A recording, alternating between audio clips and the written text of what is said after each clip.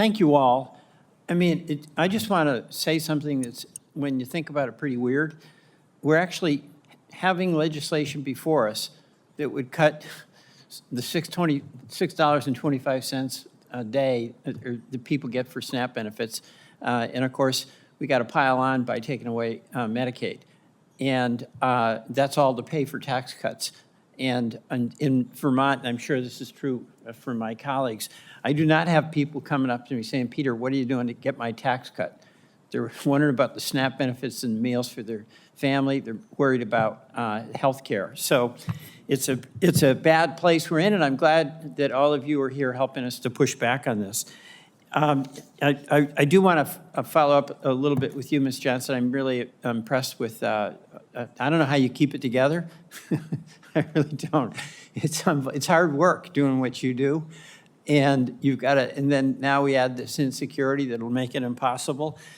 But you've told us a little bit about how SNAP, if it's cut, would really affect you. And is there any way you can deal with it? I mean, you are already working 2 jobs, basically. You're caring for a child, you get to help your mom, right? Yes, sir. So, I mean, what happens if you lose SNAP benefits?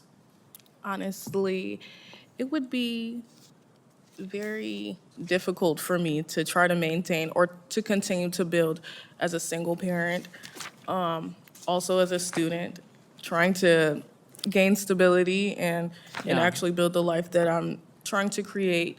As well as I do help my mom who has reoccurring kidney issues. She has seizure disorders.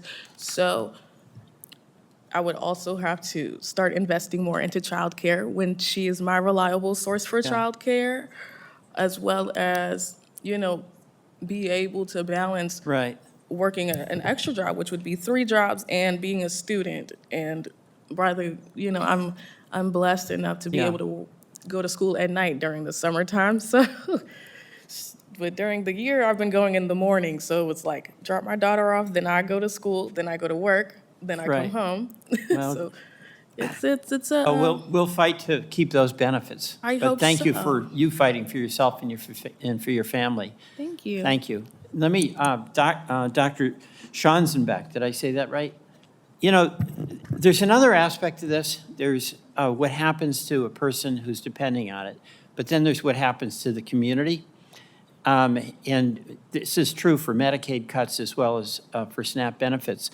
But, in Vermont, we had a discussion with all of our food shelf providers and folks at farmers' gardens. All those infrastructures have been built up with care over years. If that money gets taken away, then those organizations can't stay in business. And it's not as though a year from now, if things change, we just flip the switch and everything's back in place. So I want you to just talk about the wider impacts on the community in these institutions that play such a role in helping feed the citizens in that community. You've got it exactly right.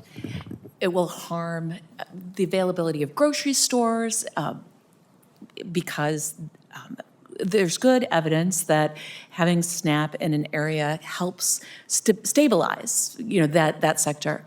Furthermore, it will harm people's health, which will have spillovers to the medical community. There's evidence that it helps children's education, so it's even going to hurt test scores.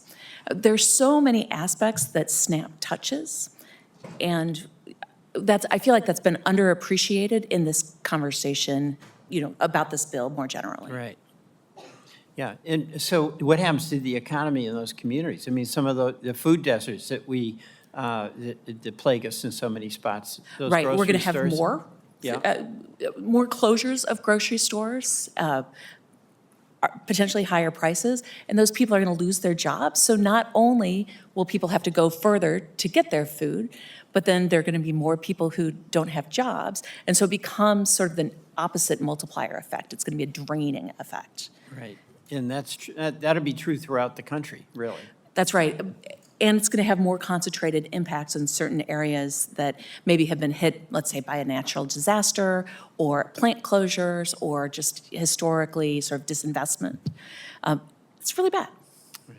Thank you very much. Mr. Chairman, I yield back. Thank you.